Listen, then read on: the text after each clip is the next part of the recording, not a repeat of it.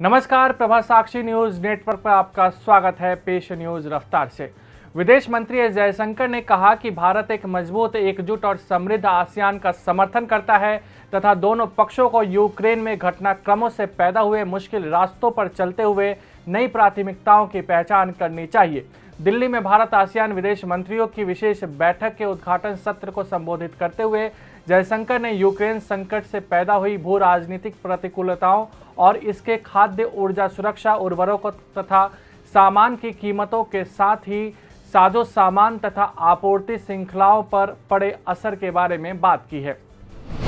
बिहार के विभिन्न जिलों में 17 साल से 21 साल तक के युवाओं को 4 साल के लिए सेना में संविदा पर भर्ती करने और अधिकतर को बिना पेंशन एवं ग्रेजुएटी को अनिवार्य सेवानिवृत्ति देने की केंद्र सरकार द्वारा शुरू की गई अग्निपथ योजना का विरोध करते हुए सेना में भर्ती के आकांक्षी युवाओं ने रेल और सड़क यातायात बाधित किया।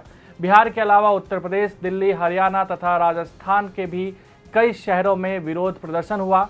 विरोध प्रदर्शन के बीच योगी आदित्यनाथ ने युवाओं से अपील करते हुए एक ट्वीट किया है, जिसमें योगी आदित्यनाथ ने लिखा कि युवा साथियों, अग्निपथ योजना आपके जीवन को नए आयाम प्रदान करने के साथ ही भविष्य को स्वर्णिम आधार देगी। आप किसी बहकावे में ना आए। मां भारती की सेवा हेतु संकल्पित हमारे अग्निवीर राष्ट्र की अमूल्य निधि होंगे एवं उत्तर प्रदेश सरकार अग्निवीरों को पुलिस तथा अन्य सेवाओं में वरीयता देगी। जय हिंद। रक्षा मंत्री राजनाथ सिंह ने पूर्वी लद्दाख स्थित गलवान घाटी में 2 वर्ष पहले शहीद हुए सैनिकों को श्रद्धांजलि दी। रक्षा मंत्री ने ट्वीट कर कहा कि गलवान के उन वीर सपूतों को याद कर रहा हूं जो देश के सम्मान के खातिर वीरता पूर्वक लड़े और 15-16 जून 2020 को अपनी जान न्यौछावर कर दी। उनके साहस, बहादुरी और सर्वोच्च त्याग को कभी भूला नहीं जा सकता है। मैं उन वीर बांकुरों को श्रद्धांजलि अर्पित करता हूँ। सिंह फिलहाल जम्मू कश्मीर की अपनी 2 दिवसीय यात्रा पर है। पश्चिम बंगाल विधानसभा के अध्यक्ष विमान बैनर्जी ने नेता प्रतिपक्ष शुभेंदु अधिकारी समेत भारतीय जनता पार्टी के 7 विधायकों का निलंबन वापस ले लिया है। उन्होंने सदन में भाजपा के 2 विधायकों द्वारा पेश किए गए अलग अलग प्रस्तावों पर विचार करने के बाद यह निर्णय लिया है। जम्मू कश्मीर के उपराज्यपाल मनोज सिन्हा ने अमरनाथ यात्रा के लिए बृहस्पतिवार को ऑनलाइन हेलीकॉप्टर बुकिंग पोर्टल की शुरुआत की। यह वार्षिक तीर्थ यात्रा 30 जून से शुरू हो रही है। उपराज्यपाल सिन्हा ने पोर्टल शुरू करने के बाद ट्वीट कर कहा कि श्री अमरनाथ जी की यात्रा के लिए ऑनलाइन हेलीकॉप्टर बुकिंग सेवा पोर्टल शुरू किया गया है। पहली बार श्रद्धालु सीधे श्रीनगर से पंचतरणी तक आसानी से पहुंच सकते हैं और एक दिन में ही पवित्र यात्रा पूरी कर सकते हैं।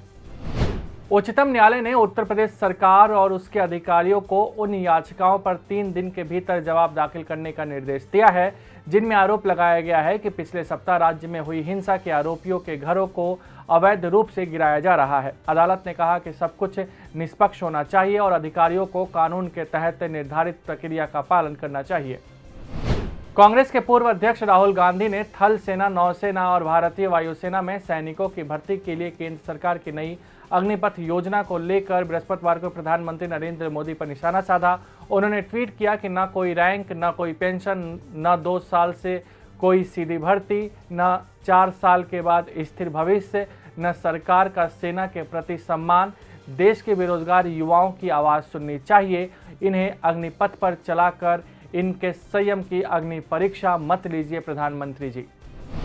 कांग्रेस ने राहुल गांधी से प्रवर्तन निदेशालय की पूछताछ के दौरान विरोध जताने वाली पार्टी के सांसदों के साथ दिल्ली पुलिस द्वारा कथित तौर पर किए गए दुर्व्यवहार को लेकर लोकसभा अध्यक्ष ओम बिरला और उपराष्ट्रपति एम वेंकैया नायडू से शिकायत की है। कांग्रेस ने राज्यसभा के सभापति नायडू से आग्रह किया कि वे इस मामले का संज्ञान लेकर उचित कदम उठाएं क्योंकि सदस्यों के विशेषाधिकार का हनन हुआ है।